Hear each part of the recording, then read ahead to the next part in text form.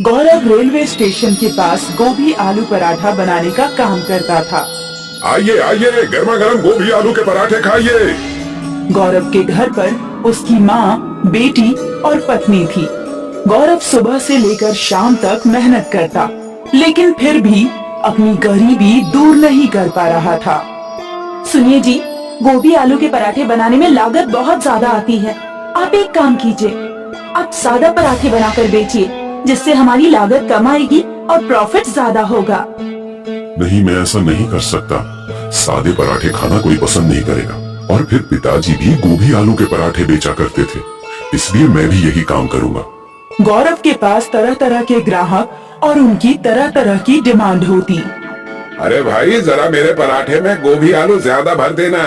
मुझे पराठों के साथ सब्जी भी चाहिए। मुझे पराठों के साथ अचार चाहिए। मुझे पराठों के साथ दही चाहिए। गौरव कभी कभी ग्राहकों की डिमांड सुनकर परेशान हो जाता था। अगर आपको पराठे के साथ सब्जी चाहिए तो उसके अलग से पैसे देने होंगे। मैं अलग से पैसे नहीं दूंगा। देख रहे हो भाइयों, ये गौरव सब्जी के पैसे अलग से मांग रहा है। चलो चलो, हमें यहाँ खाना नहीं खाना है। अरे सुनिए तो, आप लोग कहाँ जा रहे हैं? रुकिए तो सही। एक दिन गौरव बहुत निराश होकर घर पहुंचा। क्या हुआ? रेहड़ी पर ग्राहकों की संख्या लगातार कम होती जा रही है। ग्राहक पैसे देना नहीं चाहते, लेकिन उन्हें सब्जी, अचार, दही, सारी चीजें पराठों के साथ चाहिए। चलिए कहीं बाहर घूमने चलते हैं, थोड़ा मूड फ्रेश हो जाएगा। हमारे पास इतने पैसे तो नहीं है कि किसी टूरिस्ट प्लेस पर घूमने जाएं। तुम्हारे घर ही घूमने चलते हैं। गौरव अपने ससुराल में घूमने गया, जो गांव में थी। रास्ते में गौरव और उसकी पत्नी को प्यास लगी। उन्हें कहीं से झरने गिरने की आवाज सुनाई दी। ये झरने की आवाज पूरब दिशा से आ रही है। गौरव और उसकी पत्नी पूरब की ओर चलते गए। झाड़ियों के पार उन्हें झरना मिला। ये झरना तो बहुत खूबसूरत है। गौरव और उसकी पत्नी ने जी भरकर पानी पीकर प्यास बुझाई और हाथ पैर भी धोए। जब वे चलने के लिए तैयार हुए तो उन्हें किसी के कराहने की आवाज सुनाई दी। ये कराहने की आवाज झरने के पीछे से आ रही है। झरने के अंदर घुसकर देखना होगा, तभी पता लगेगा कि उस पार कौन है। लेकिन झरने के अंदर घुसना खतरनाक भी हो सकता है। क्या पता ये किसी तरह का जाल हो। तभी झरने में से एक आवाज आई। ये किसी तरह का जाल नहीं है, मेरी मदद करो। मैं एक साधु हूँ, मुझे कैद से मुक्त करो। मुझे झरने के पार जाना ही होगा गीता। अगर मैं वहाँ कैद होता तो क्या मैं नहीं चाहता कि कोई मुझे आकर कैद से आजाद करे। गौरव झरने के पार गया तो उसने देखा कि एक साधु एक कटीले खंभे से बंधा हुआ है। साधु की पीठ से खून बह रहा था। तुम कौन हो और यहाँ कैसे कैद हो गए? मैं सब कुछ बताऊंगा, पहले तुम मुझे कैद से आजाद करो। गौरव ने रस्सी खोल दी और साधु आजाद हो गया। तुम्हारा बहुत बहुत धन्यवाद। मैं एक साधु हूँ और मुझे कुछ शक्तियाँ प्राप्त हैं। मैं व्यक्ति की मनचाही इच्छा पूरी कर सकता हूँ। कुछ लोगों ने मेरा गलत फायदा उठाने की कोशिश की। जब मैंने उनकी बात नहीं मानी, तब उन्होंने मुझे इस झरने के पीछे कैद कर दिया। अगर तुम्हें चमत्कारी शक्तियाँ प्राप्त हैं, तो तुमने स्वयं को खुद ही आजाद क्यों नहीं कर लिया? मैं अपनी शक्तियों का प्रयोग स्वयं के लिए नहीं कर सकता। ठीक है साधु महाराज, अब मैं चलता हूँ। मुझे अपनी ससुराल पहुँचना है और देर हो रही है। तुम खाली हाथ क्यों जा रहे हो? तुमने मेरी मदद की है, मैं तुम्हारी क्या मदद कर सकता हूँ?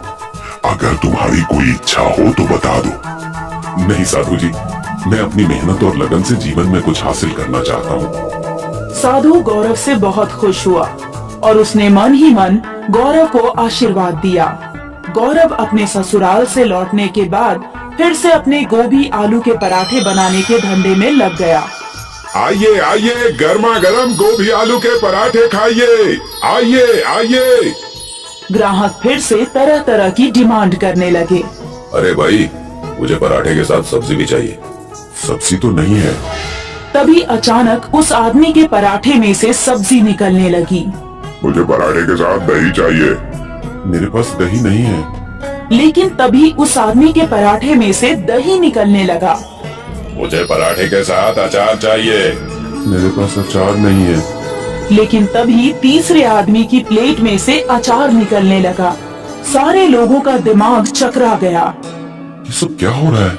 मैंने तो इन लोगों को सब्जी, दही, अचार नहीं दिया, तो भी इनके प्लेट में तीनों चीजें कहां से आ गईं? तभी वहाँ वही साधु आया जिसे गौरव ने झरने के पीछे जाकर आजाद किया था। बेटा जरा 2 पराठे लगा देना, सब्जी, दही और अचार के साथ। इतना कहकर साधु अदृश्य हो गए। गौरव समझ गया कि ये सारा चमत्कार उस साधु की वजह से हो रहा है। गौरव की रेहड़ी पर लोगों की भीड़ लग गई। सभी पराठे खाने के लिए वहाँ टूट पड़े। वे पराठे के साथ सब्जी, दही, अचार और जो भी मांगते वही पराठों में से निकलने लगता और थाली में आ जाता। गौरव ईमानदारी से सिर्फ पराठों के पैसे लिया करता। कुछ ही दिनों में गौरव लखपति बन गया। गौरव ने सबको सच सच बता दिया कि ये चमत्कार एक साधु की वजह से हो रहा है, जिसे गौरव ने झरने के पीछे के कैद से मुक्त किया था। वे साधु झरने के पास ही ध्यान में लीन होकर तपस्या करने लगे। गौरव के बराबर में दीपक नाम का एक आदमी ठेला लगाता था। दीपक भी पराठे बेचा करता था। दीपक ने सोचा कि अगर वो भी गौरव की तरह वरदान प्राप्त कर ले तो वो भी जल्द ही अमीर हो जाएगा। दीपक गौरव के पास गया और उसने बातों बातों में वो जगह पूछ ली जहाँ झरना था। दीपक बंदूक लेकर साधु के पास पहुँच गया। तुम कौन हो और यहाँ क्यों आए हो? सुन बुढ़ऊ, मेरा नाम दीपक है और मैं गौरव के बराबर में रेहड़ी लगाता हूँ। तूने गौरव को वरदान देकर बहुत बुरा किया। तुम गलत समझ रहे हो। गौरव एक भला और मेहनती आदमी है। उसने मुझसे कोई वरदान नहीं मांगा था। मैंने तो उसे सदा सुखी रहने का आशीर्वाद भर दिया था। मेरे सामने ज्यादा बड़बड़ मत कर बुड्ढे। चुपचाप मुझे भी लखपति बनने का आशीर्वाद दे, वरना बंदूक से तेरा भेजा उड़ा दूंगा। इस तरह आशीर्वाद प्राप्त नहीं किया जाता है। लगता है तू ऐसे नहीं मानेगा। दीपक ने साधु की गर्दन पकड़ ली और उसकी गर्दन को दबाते हुए बोला, जल्दी आशीर्वाद दे, वरना मैं तेरा काम तमाम कर दूंगा।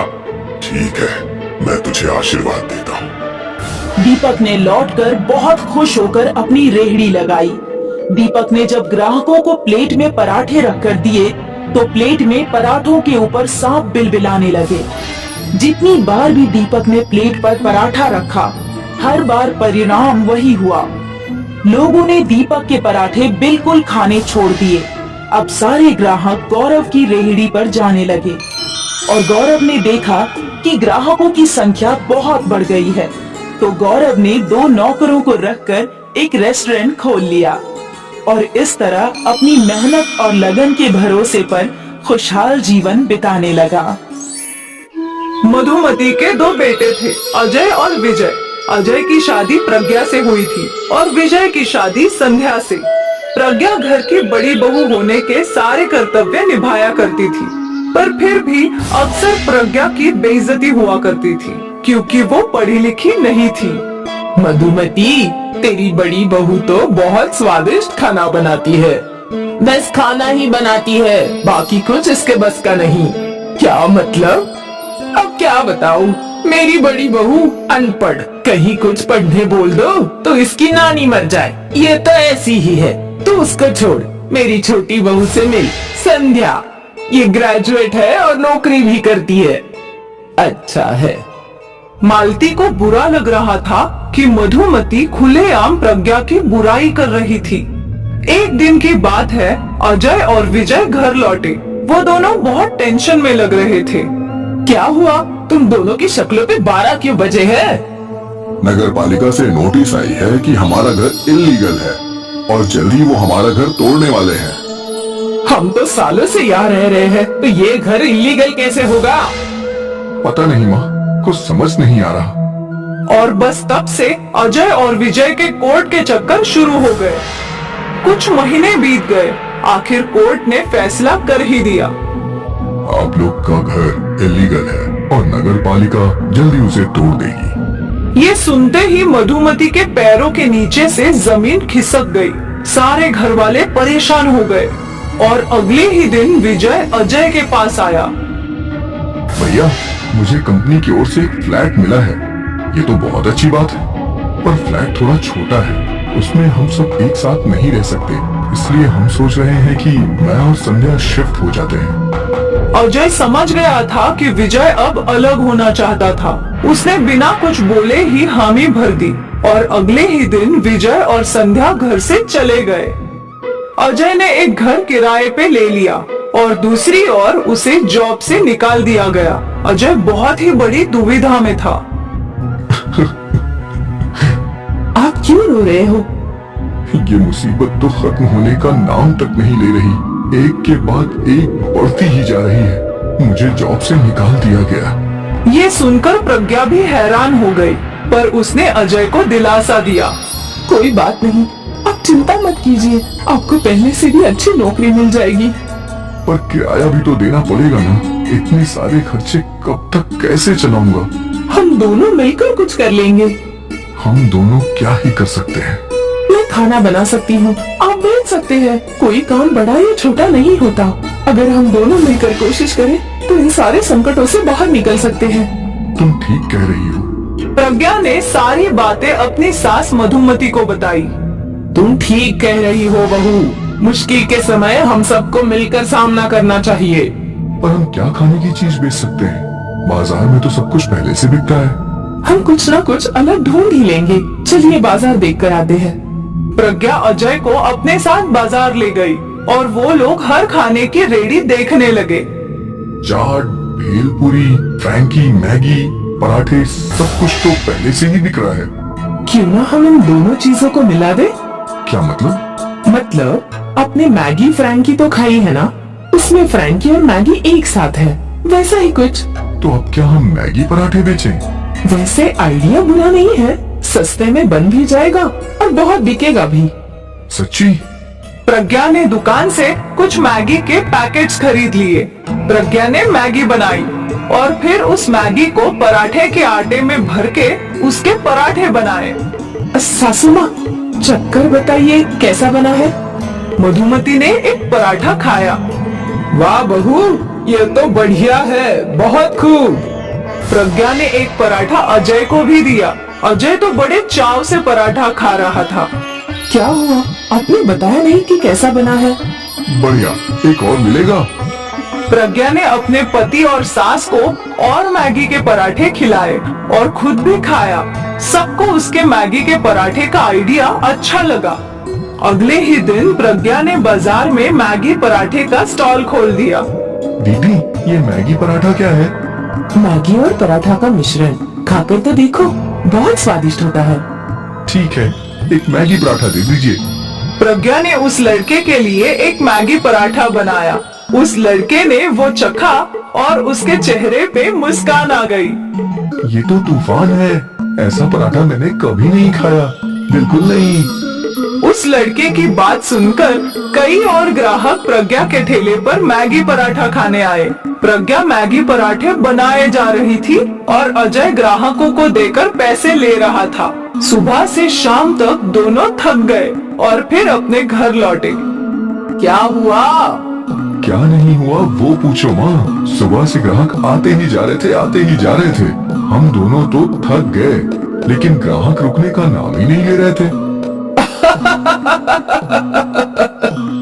आज इतने दिनों बाद अजय और मधुमती के चेहरे पे मुस्कान आई थी। अब उन्हें उम्मीद की किरण दिख रही थी। अगले दिन प्रज्ञा के स्टॉल खोलने से पहले ही ग्राहक खड़े थे। प्रज्ञा धड़ाधड़ मैगी पराठे बनाए जा रही थी और ग्राहकों को देते जा रही थी। अगले कई दिनों तक ये सिलसिला ऐसे ही चलता रहा। प्रज्ञा और अजय अपनी आमदनी देखकर हैरान थे। हमारी एक दिन की कमाई मेरे आधे महीने की पगार की इतनी है प्रज्ञा। सोचा नहीं था कि कभी इतना कमा पाऊंगा। अब तीनों खुश थे। जल्द ही प्रज्ञा ने काम पर कुछ और लोग रख लिए। ग्राहकों की संख्या बढ़ती जा रही थी और साथ ही उनका मुनाफा। बस 6 महीने में प्रज्ञा और अजय ने नए घर का डाउन पेमेंट दे दिया और वो लोग अपने नए घर में आ गए। मैंने हमेशा तुझे कम समझा है, ये सोचकर कि तू पढ़ी लिखी नहीं है, क्योंकि मैं नहीं जानती थी कि तू क्या है। तेरा हुनर और इच्छा पढ़ाई लिखाई से बढ़कर है बेटा। तू अजय की मदद करना चाहती थी और तूने कर दिया। मुझे तुझ पर बहुत गर्व है। प्रज्ञा की सास ने आज पहली बार उसे गले लगाया। ये दिन प्रज्ञा के लिए यादगार था। एक किराए के घर से वो अपने खुद के घर में आ पहुँचे और ये सब प्रज्ञा के मैगी पराठे की बदौलत। आयुब और अकरम भाई भाई थे। आयुब का हलवे पराठे का ठेला था। अकरम वैसे तो कोई काम नहीं करता था, पर फिर भी जुगाड़ करके पैसे कमा लिया करता था। ये लो भाभी जान, बाजार गया था तो आपके लिए नया सूट ले आया। सूट तो बहुत अच्छा है, महंगा होगा ना? पर भाईजान, आपके पास इतने सारे पैसे कहाँ से आते हैं? अब ये सब आप मत पूछिए, अल्लाह मियाँ की रहमत है। मैं तो जिंदगी में जुगाड़ ढूंढता हूँ, जुगाड़, और मैं बहुत जल्दी ही अमीर बन जाऊंगा। तभी आयुब घर पहुँचा। जुगाड़ से तू भले ही अमीर बन जाएगा, पर उन पैसों से तू कभी खुश नहीं रह पाएगा मेरे भाई। भाईजान, आप हमेशा यही सब बोलते हैं, क्या मिल जाता है आपको इतनी ईमानदारी करके? मुझे तो जल्दी अमीर बनना है। अकरम अक्सर ऐसी बातें करके अपने बड़े भाई का मुंह बंद कर देता था। आयुब की सोच सही थी, पर उसको जिंदगी में बहुत उतार चढ़ाव थे। आयुब बहुत ईमानदार था। वो अच्छी क्वालिटी का सामान खरीद कर ही हलवा पराठा बनाता था। अरे भाई अयूब, इतना सस्ता मैदा, रवा, रंग और तेल लोगे तो तुम्हारा मुनाफा बढ़ जाएगा ना। क्यों बेवजह महंगे सामान खरीद कर अपना नुकसान करते हो? क्योंकि मेरे ग्राहकों की सेहत मेरी जिम्मेदारी है। वैसे भी मैं ईमानदारी से धंधा करना पसंद करता हूँ। अब तुम्हारी मर्जी, लो अपना महंगा वाला सामान। आयुब कभी भी मुनाफे के बारे में नहीं सोचता था, उसे लोगों की फिक्र थी। आयुब का हलवा पराठे का ठेला बाजार के बीचों बीच था, इसलिए अक्सर लोगों की भीड़ आयुब के ठेले पर लग जाती थी। अंकल, मुझे 1 प्लेट पार्सल देना। मुझे 1/2 किलो पार्सल देना। आयुब बारी बारी से सबको हलवा पराठा दिया करता था। लोगों को उसके हलवे पराठे का स्वाद बहुत पसंद था। ये लो फातिमा, इस महीने का मुनाफा। ये तो पिछले महीने से भी कम है। हाँ, वो इस महीने तेल का दाम बढ़ गया है ना, तो मुनाफा थोड़ा कम हुआ है। तो आप भी अपने हलवे पराठे का दाम बढ़ा दीजिए ना। नहीं फातिमा, अगर मैंने दाम बढ़ाए तो ज्यादा लोग हलवा पराठा खरीद नहीं पाएंगे। पर ऐसे तो हमारा नुकसान हो जाएगा। कोई बात नहीं। अकरम ये सब सुन रहा था। भाईजान, आप कब समझोगे कि पहले आपको अपना भला सोचना चाहिए? मैं तो ये कभी नहीं सीखूंगा, पर कम से कम तुम मेरी तरह अच्छा ही सीख लो। नहीं नहीं भाईजान, आप अपने तरीके इस्तेमाल कीजिए और मैं अपने। मुझे तो बहुत जल्दी अमीर बनना है जुगाड़ से। बस उम्मीद है कि तेरी वजह से किसी का नुकसान ना हो। दोनों भाइयों की सोच अलग थी। एक सिर्फ अपना भला सोचता था, तो एक दूसरों का। कुछ दिनों बाद फातिमा को एक फोन आया और वो रोने लगी।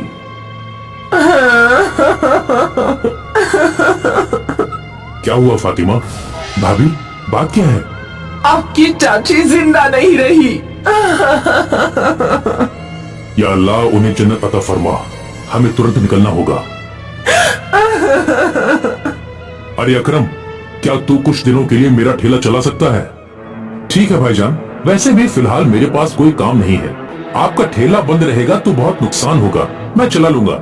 अच्छी बात है, और याद रखना, महंगे वाले सामान ही खरीदना, सस्ते वाले केमिकल से भरे होते हैं। ठीक है भाईजान, याद रखूंगा। आयुब अपनी पत्नी फातिमा के साथ गांव के लिए निकल गया। यहाँ अकरम ने हलवा पराठे का ठेला खोला। भाईजान, आधा किलो पैक कर दो। जी आपा। भाई, वो दूसरे वाले भाई कहाँ गए? अयूब भाई गांव गए हैं, कुछ दिनों में लौट आएंगे। ठीक है, आप आधा किलो हलवा पराठा पैक कर दीजिए। ठीक है भाई। अकरम हलवा पराठा बना बना कर बेच रहा था। ऐसे ही रोज अकरम ठेले पर हलवा पराठा बेच रहा था। फिर उसने देखा कि तेल का डब्बा खत्म हो रहा है। कल सुबह सुबह आने से पहले सामान खरीदने होंगे। शाम तक लगभग उसका सारा सामान खत्म हो चुका था। अगली सुबह अकरम होलसेल की दुकान पर पहुंचा। 15 लीटर तेल का डिब्बा दे दो भाई। 200 रुपए लीटर वाला दूं या 100 रुपए लीटर वाला? दाम में इतना फर्क क्यों है? अच्छी क्वालिटी महंगे ब्रांड 200 रुपए लीटर है और सादा खुला तेल 100 रुपए लीटर। अकरम हमेशा पैसों का ही सोचता था। उसने बिना ज्यादा सोचे सस्ता वाला दे दो। वैसे भी मुझे कौन सा इससे घर का खाना बनाना है। ये लो भाई, कुछ और चाहिए क्या भाई? रवा 10 किलो, मैदा 10 किलो और कलर की बड़ी डिब्बी और चीनी 10 किलो। सब सस्ता वाला दे दो ना? हाँ हाँ। अकरम ने सस्ता वाला सामान खरीद लिया। रोज की तरह उसने अपना ठेला खोला और ग्राहकों की भीड़ लग गई। मुझे 1 किलो हलवा पराठा चाहिए। हलवा ज्यादा डालना भाई। मुझे पाव किलो देना। जी। अकरम सभी को हलवा पराठा देने लगा। आज वो खुश था क्योंकि उसका मुनाफा बढ़ गया था। आज मुनाफा दुगना हो रहा है। काश भाईजान भी मेरी तरह ज्यादा पैसे कमाना सीख जाए। पता नहीं उन्हें ईमानदारी करके क्या मिलेगा। अगले कुछ दिनों तक अकरम सस्ते वाले सामानों का हलवा पराठा बनाकर बेचता रहा। फिर अचानक उसके ठेले पर गर्दी कम हो गई। 2 औरतें उसके ठेले पर आई। आधा किलो हलवा पराठा देना। पता है कल मैं डॉक्टर के यहाँ गई तो ये लंबी लाइन लगी थी। क्यों? पता नहीं, सभी लोगों के पेट में दर्द था। डॉक्टर बोल रहे थे कि शायद फूड पॉइजनिंग हुआ है। ना जाने सबने मिलकर क्या खाया था। ये सुनकर अकरम थोड़ा परेशान हो गया। वो कई दिनों से सस्ते सामान इस्तेमाल कर रहा था। अगर ये सब मेरी वजह से हुआ हो तो पुलिस मुझे पकड़ लेगी। या अल्लाह। वो असमंजस में था। उसे डर लग रहा था कि फूड पॉइजनिंग उसी की वजह से ना फैला हो। उसने तुरंत अपने भाई को फोन लगाया। भाईजान, मुझसे गलती हो गई। क्या मैंने आपकी बात नहीं सुनी और सस्ते वाले सामान खरीदे? और भाईजान, शायद मेरी वजह से बहुत सारे लोगों को फूड पॉइजनिंग हो गई है। क्या? मुझे समझ नहीं आ रहा कि मैं क्या करूं। भाईजान, मेरी मदद कीजिए। मैंने तुझे मना किया था ये सब करने से। अब देख, तेरी वजह से मासूम लोग बीमार हो गए। मुझसे गलती हो गई। अब मैं क्या करूं? सबसे पहले वो सारे सामान फेंक दे और ऊपर वाले से दुआ कर कि सब ठीक हो जाए। जी जी भाईजान। अकरम ने सारा सामान फेंक दिया। उसे पछतावा हो रहा था। आज के बाद मैं कभी भी ऐसा कुछ नहीं करूंगा जिससे किसी को नुकसान हो। मेरे थोड़ी से लालच की वजह से लोग बीमार हो गए। आइंदा मैं कभी लालच नहीं करूंगा, ना ही जुगाड़ ढूंढूंगा। अकरम की सोच ही बदल गई। अब उसे पछतावा हो रहा था। हमेशा जल्दी पैसे कमाने की सोच रखने वाला अकरम अब लोगों की अच्छी सेहत के लिए दुआ मांग रहा था। उसे अपनी गलती का एहसास हो गया। उम्मीद है फूड पॉइजनिंग के मरीज जल्द ही ठीक हो जाए।